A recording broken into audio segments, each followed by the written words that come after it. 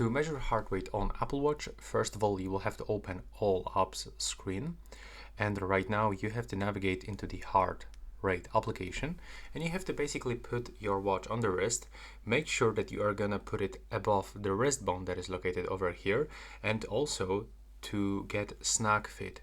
So you have to stick the sensor that is available over here into your skin, and make sure that you don't have here any tattoos. So if you have one here, so you will have to put it upside down like that, because tattoos actually block the sensors and the result will be not accurate. You can also try to put it on the right hand if you have tattoos all over the wrist. And basically you have to just wait for measuring results.